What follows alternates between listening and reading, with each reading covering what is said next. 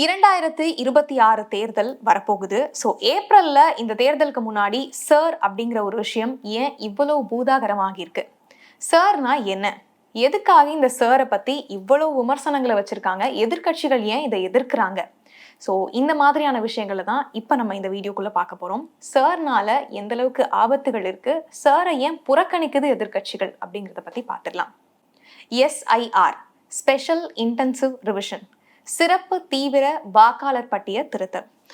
இந்த திருத்தம் எதற்காக மேற்கொள்ளப்படுது? இது முதல் முறையா எங்க மேற்கொள்ளப்பட்டது அப்படின்னு பார்க்கும் பொழுது பீகார்ல தான் இது ஃபர்ஸ்ட் மேற்கொள்ளப்பட்டது. அதுக்கப்புறமா 12 யூனியன் பிரதேசங்கள்ல இது கண்டிப்பா நடத்தப்படணும் அப்படின்னு சொல்லி தேர்தல் ஆணையம் சைட்ல இருந்து ஒரு விஷயம் முன்வைக்கப்படுது.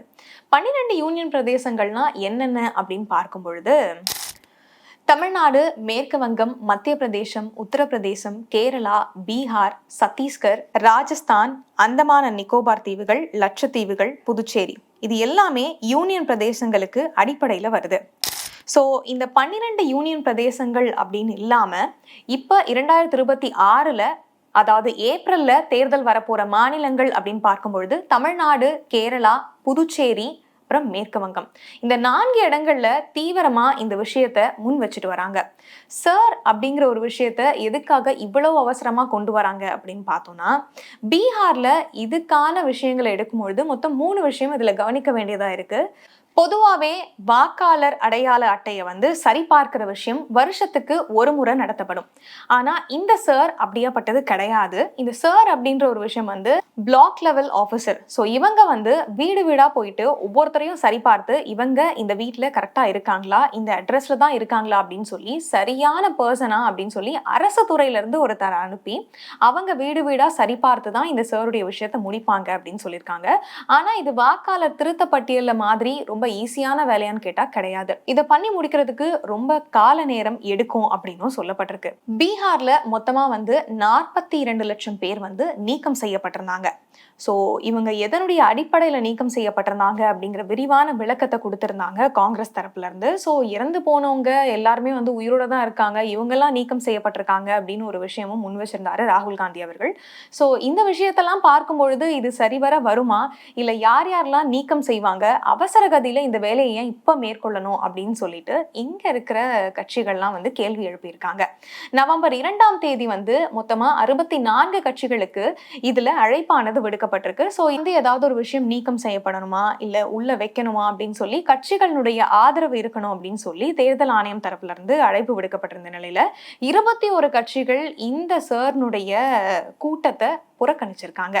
அதுல முக்கியமா பார்த்தா திமுக, தாவேக, நாம் தமிழர் கட்சி, ஸோ இந்த மாதிரியான முக்கிய கட்சிகள்லாம் வேண்டாம் அப்படின்னு சொல்லி புறக்கணிச்சிருக்காங்க. அதுக்கான ஸ்ட்ராங்கான ரீசன்ஸையும் நம்ம பார்க்கலாம். ஸோ இந்த சார்ல வீடு வீடா போய் ஒரு சில ஆஃபீஸர்ஸ் செக் பண்றாங்க யார் யாரெல்லாம் இதுல இருந்து புறக்கணிப்பாங்க அப்படின்னு சொல்லி பார்க்கும்போது சட்டவிரோத குடியேறிகள் இதுல இருந்து நீக்கம் செய்யப்படுவாங்கன்னு சொல்லப்பட்டிருக்கு. ஸோ சட்டவிரோத குடியேறிகள் தாண்டி உயிரிழந்தவர்கள் நீக்கம் செய்யப்படுவாங்க அப்படின்னு சொல்லியிருக்காங்க. இதுல புலம்பெயர்ந்தவர்களும் நீக்கம் செய்யப்படுவாங்கன்னு சொல்லியிருக்காங்க. புலம்பெயர்ந்தவர்கள் அப்படின்னு பார்க்கும் பொழுது இங்கிருந்து வீடு ஷிஃப்ட் பண்ணி இன்னொரு இடத்துக்கு போறாங்க அப்படின்னா இந்த வீட்டுல அவங்களுடைய நேம் அடிச்சுட்டு இன்னொரு இடத்துல எங்க போய் ஷிஃப்ட் ஆகி இருக்காங்களோ அந்த இடத்துல அவங்க சரிபார்க்கப்பட்டு அங்க ஓட் பண்றதுக்கான வாய்ப்பு அவங்களுக்கு கொடுக்கப்படும் அப்படின்னு சொல்லப்பட்டிருக்கு. ஸோ நீக்கம் செய்யப்படுவாங்க அப்படின்னும் பொழுது புலம்பெயர்ந்தவர்களை கரெக்டா விசாரிச்சு இவங்க இந்த ஒரு மாசத்துக்குள்ள கொடுக்கறது ரொம்பவே கஷ்டமான விஷயம்னு சொல்லியிருக்கு. இதை எப்போ சரிவர கொடுப்பாங்க அப்படின்றத பார்த்தோம்னா இந்த டேட்ஸ் தான் ரொம்ப பெரிய கன்ஃபியூஷனா நம்மளுக்கு இருக்கு. இந்த சார்க்கான அச்சிடும் படிவங்கள் எப்போ வழங்கப்படும் அப்படின்னு பார்த்தீங்கன்னா அக்டோபர் 28ல இருந்து ஸ்டார்ட் ஆகி நவம்பர் 3ஆம் தேதி வரைக்கும் நடைபெறும் அப்படின்னு சொல்லப்பட்டிருக்கு. ஒரு பர்சனுக்கு குடியுரிமை இல்ல அப்படின்னாலும் வாக்குரிமை இருக்கு அப்படின்னு சொல்றதுதான் இந்த சார்னுடைய அடிப்படையில வருது அப்படின்னு சொல்லப்பட்டிருக்கு. சோ வாக்குரிமை ஒரு பர்சனுக்கு இருக்கு அப்படிங்கறது யார் சொல்லிருக்காங்க அப்படின்னு பாத்தீங்கன்னா தேர்தல் ஆணையரான ஞானேஷ்குமார் அவர்கள் இதுக்கு தெளிவான விளக்க உரையை அளிச்சிருக்காரு. அவர் என்ன சொல்லிருக்காரு அப்படின்னு பாத்தீங்கன்னா இந்த பணிகள்லாம் டிசம்பர் 4ஆம் தேதி முடிவடைஞ்சிருக்கும் அப்படின்னு சொல்லியிருக்காங்க. வாக்காளர் வரைவு பட்டியலானது ஜனவரி 31ஆம் தேதி வரைக்கும் நீங்க திரும்பவும் விண்ணப்பிக்கலாம் காமிக்கலாம் அப்படின்னு சொல்லப்பட்டிருக்கு. உங்களுக்கு ஏதாவது டவுட்ஸ் இருக்கு, இல்ல வந்து என்னுடைய பெயர் மாற்றமா இருக்கு, இல்ல வந்து தவறா இருக்கு, அட்ரஸ் தப்பா இருக்கு அப்படின்னா நீங்க திரும்பவும் வந்து அந்த வாக்காளர் அட்டையை வந்து திரும்ப கொடுத்து நீங்க கரெக்ஷன்ஸ் இருந்தா திரும்ப கொடுக்கலாம்னு சொல்லப்பட்டிருக்கு. ஆனா இது திருத்தம் செய்யப்பட்டு உங்க கைக்கு வர கரெக்டான வாக்காளர் அடையாள அட்டையினுடைய படிவம் அப்படின்னு பாத்தீங்கன்னா பிப்ரவரியில தான் 7ஆம் தேதி வரும்னு சொல்லப்பட்டிருக்கு. ஸோ பிப்ரவரி 7ஆம் தேதி நியூ ஓட்டர் லிஸ்ட்டை வெளியிட்டுருவாங்களாம். ஆனா இந்த ஷார்ட் பீரியட்ல இதை பண்றது சாத்தியமா அப்படின்னா கிடையாது. ஸோ இந்த சார் அப்படிங்கிற ஒரு விஷயம் இதுக்கு முன்னாடி எப்ப நடத்தப்பட்டது அப்படின்னு பார்க்கும் பொழுது 20 வருஷத்துக்கு முன்னாடி இது நடத்தப்பட்டிருக்கிறதா சொல்லப்பட்டிருக்கு. அதாவது 1987க்கு முன்னாடி அரசு வழங்கிய அடையாள அட்டை அப்படின்னு சொல்லி பார்க்கும்பொழுது அந்த டைம்ல இருந்த அட்டைகளை நீங்க கொடுத்து அதை நீங்க வந்து ப்ரூஃபா காமிச்சிக்கலாம் அப்படின்னு சொல்லப்பட்டிருக்கு. 20 வருஷத்துக்கு முன்னாடி அப்படின்னு பார்க்கும்பொழுது இது ரொம்ப வருஷத்துக்கு முன்னாடி நடந்திருக்கு. ஆனா இதுக்கு டைம் கொடுத்து அட்லீஸ்ட் ஒரு 1 இயராவது கொடுத்து சரிபார்க்கப்படணும் அப்படின்னு தான் சொல்லப்பட்டிருக்கு. சார் அப்படிங்கிற ஸ்பெஷல் இன்டென்சிவ் ரிவிஷன். ஸோ இதுக்கு என்னென்ன மாதிரியான அடையாள அட்டைகளை காமிச்சு நீங்க அரசு அதிகாரிகள் கிட்ட ஒப்புதல் பெற முடியும் அப்படின்னு சொல்லி ஒரு லிஸ்ட் வெளியிட்டிருந்தாங்க. அதுல வந்து ஆதார் கார்டை கொடுக்க கூடாது அப்படின்னு சொல்லியிருந்தாங்க. எங்க நம்ம போனாலும் ஆதார் கார்டு தான் மஸ்ட் அப்படின்னு சொல்லி கொண்டு வந்திருந்த நிலையில இப்ப ஆதார் கார்டை தவிர்த்து 11 அடையாள அட்டைகளை நீங்க காமிக்கலாம்னு சொல்லப்பட்டிருந்தது. ஆதார் அட்டை தான் எல்லா இடத்துக்கும் உபயோகப்படுது. ஸோ இதை வந்து மறுக்க கூடாது அப்படின்னு சொல்லும்பொழுது உச்சநீதிமன்றத்தினுடைய அடிப்படையில இப்ப ஆதார் அட்டையும் வந்து எடுத்துக்கொள்ளப்படும் அப்படின்னு சொல்லி தேர்தல் ஆணையம் தரப்புல இருந்து சொல்லியிருக்காங்க.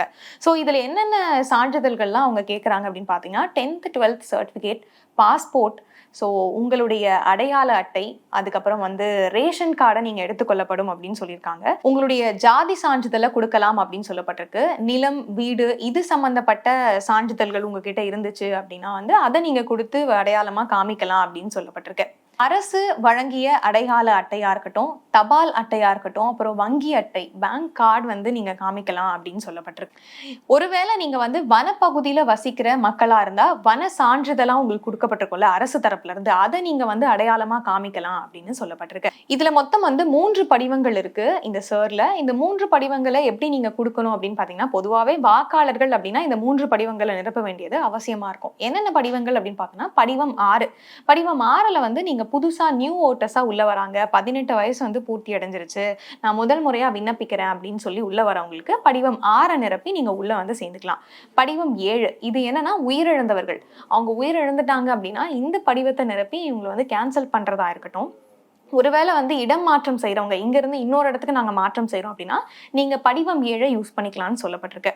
படிவம் 8. படிவம் 8 யாருக்காக அப்படின்னு சொல்லி பாத்தீங்கன்னா, நீங்க வந்து உங்களுடைய அட்ரஸ்ல ஏதாவது தப்பு இருக்கு, உங்க பேர்ல ஏதாவது தப்பு இருக்கு, ஸோ நீங்க இருக்கிற இடத்துல ஏதாவது தப்பு, உங்களுடைய வாக்காளர் அடையாள அட்டையில ஏதாவது ஒரு திருத்தம் செய்யணும் அப்படின்னா நீங்க படிவம் 8 யூஸ் பண்ணி நீங்க மாத்திக்கலாம் அப்படின்னு சொல்லப்பட்டிருக்கு. ஸோ கடைசியா இதை எதிர்க்க காரணம் என்ன அப்படின்னு பார்க்கும்பொழுது ஒவ்வொரு கட்சிகளும் ஒவ்வொரு விஷயத்தை முன் வச்சிருக்காங்க. அதுக்கு முன்னாடி பீகார்ல தான் இது வந்து முன்னாடி வந்திருக்கு. 12 யூனியன் பிரதேசங்கள்ல இப்போ வந்து கம்பல்சரி கொண்டு வரணும்னு கொண்டு வந்திருக்காங்க. இப்போ பீகார்ல வரும்பொழுது 42 லட்சம் பேர் வந்து நீக்கம் செய்யப்பட்டிருந்தாங்க. நீக்கம் செய்யப்பட்டவங்க எல்லாம் யாரு, அவங்களுடைய இறந்து போனவங்க எல்லாம் எப்படி உயிரோட இருக்காங்க, அவங்க கூட நான் வந்து டீ குடிச்சிட்டு இருக்கேன் அப்படிங்கிற மாதிரியான விஷயங்கள்லாம் வந்து ராகுல் காந்தி அவர்கள் போட்டிருந்தாங்க. சோ இதை ஏன் நீக்கம் செஞ்சாங்க அப்படின்னா பிறப்பு சான்றிதழ்லாம் இவங்களுக்கு கம்பல்சரி இருக்கணும் அப்படின்னு சொல்லி முதல் முறையா பீகார்ல இதை ஸ்டார்ட் பண்ணிருக்காங்க. சோ நிறைய மக்களுக்கு பிறப்பு சான்றிதழே அங்க கிடையாது. இதனால நிறைய பேர் நீக்கம் செய்யப்பட்டிருக்காங்க அப்படின்னு சொல்லப்பட்டிருக்கு. முன்னாடி வருஷங்கள் எல்லாம் வந்து பிறப்பு சான்றிதழ் ஒண்ணு இல்லவே இல்லை. ஆனா அவங்கெல்லாம் எப்படி நம்மளோட இதை கொடுக்க முடியும் அப்படின்னு சொல்லி இருந்த நிலையில 42 லட்சம் பேர் நீக்கம் செய்யப்பட்டிருந்தாங்க. இதுக்கு ஒரு பேரணி வந்து காங்கிரஸ் தரப்புல இருந்து திரட்டியிருந்தாங்க. இந்த பேரணிக்கு பீகார்க்கே டைரக்டா போய் முதலமைச்சர் மு க ஸ்டாலின் அவர்கள் அந்த பேரணியில கலந்து கொண்ட விஷயமும் வந்து பெரிய பேசு பொருளா வந்து வச்சாங்க. இந்த விஷயத்துக்கு அப்புறமா இது இங்க கொண்டு வரும்போது அவசர நிலையில ஏன் எடுத்து முன் வைக்கணும், மொத்தமா வந்து தமிழ்நாட்டுல அப்படின்னு பார்த்தோம்னா தாவேக தரப்புல இருந்து என்ன சொல்லப்பட்டிருக்கு அப்படின்னு பார்க்கலாம். இந்த சாருக்கு எதிர்ப்பு தெரிவிச்சு தாவேக தரப்புல என்ன சொல்லப்பட்டிருக்கு அப்படின்னு பாத்தீங்கன்னா, மொத்தமா 6,36,00,000 பேர் வந்து தமிழ்நாட்டுல இருக்காங்க. இவங்க எல்லாரையுமே வந்து ஒரே மாசத்துல திருத்தம் செஞ்சு இவங்களுடைய வாக்காளர் அட்டைகளை கொடுப்பாங்க அப்படின்னு கேட்டீங்கன்னா இது வந்து சட்டப்படி வந்து எப்படி நடக்கும்னு தெரியாது. இதை வந்து கரெக்டா அவசர கதியில மேற்கொள்றது அப்படிங்கிறது சாத்தியமான விஷயமே கிடையாது அப்படின்னு சொல்லியிருக்காங்க. முதல் திருத்தம் அப்படிங்கிறதையே நீங்க வந்து கரெக்டா முடிக்கல, இதுல 2வது திருத்தம் அப்படின்னு சொல்லி தீவிரமா நீங்க பண்றதுக்கான ரீசன் என்ன, இதுக்கான சரியான விளக்கமே வந்து மக்களுக்கு நீங்க இன்னும் கொடுக்கல அப்படின்னு சொல்லி தாவேக்கா தரப்புல வந்து ஒரு கேள்வி எழுப்பப்பட்டிருக்கு. முதலமைச்சர் மு.க.ஸ்டாலின் என்ன சொல்லியிருக்காரு அப்படின்னு பாத்தீங்கன்னா, நீங்க பண்றதெல்லாம் கரெக்டா தான். நீங்க வந்து வாக்காளர் அடையாள அட்டையை வந்து சரி பார்க்கிறீங்க, இதெல்லாம் வந்து கரெக்டான ஒரு பர்சன் கீழே வருதா அப்படிங்கிறத சரி பார்க்குறீங்க, எல்லாமே ஓகே. ஆனா தேர்தலானது இன்னும் ஒரு 3 மாசத்துல வரப்போகுது அப்படின்னும் பொழுது இந்த அவசர கதியில மேற்கொள்றதுக்கான ரீசன் என்ன, எதை அடிப்படையா வச்சு பண்றீங்க அப்படிங்கிறத கேள்வியா எழுப்பியிருக்காங்க. அதுவும் இவ்வளவு ஷார்ட் டைம்ல பண்ணும் பொழுது யாரை இழக்கிறோம், யார் உள்ள வராங்க அப்படிங்கிறது தெரியாமையே போயிருமோன்னு கேள்வி எழுப்பியிருக்காங்க. இதனால மற்ற எல்லா கட்சிகளுக்கும் அச்சுறுத்தலும் ஏற்படுத்தப்பட்டிருக்கு அப்படின்னு சொல்லியிருக்காங்க. ஆனா இதை வந்து அதிமுக தரப்புல இருந்து மறுக்கிறாங்க. நீங்க ஒரு வேளை வந்து இந்த சார் அப்படிங்கறது வேண்டாம் அப்படின்னு சொல்லி மனு கொடுத்தீங்க உச்சநீதிமன்றத்துல அப்படின்னா நாங்க வேணும்னு மனு கொடுப்போம் அப்படிங்கிற மாதிரி ஆதரவு தான் தெரிவிச்சுட்டு வராங்க. இவங்க வந்து பாஜக கூட கூட்டணியில இருக்காங்க அப்படிங்கிறதுக்காக இவங்க இப்போ வந்து அந்த சார் அப்படிங்கிற ஒரு விஷயத்துக்கு ஆதரவு தெரிவிக்கிறாங்களா? ஒருவேளை இவங்க எதிர்க்கட்சியா இருந்திருந்தாங்கன்னா கண்டிப்பா இவங்களும் ஆதரவு தெரிவிச்சிருக்க மாட்டாங்க அப்படின்னு சொல்லி மக்கள் தரப்புல இருந்து கருத்தா முன்வைக்கிறாங்க.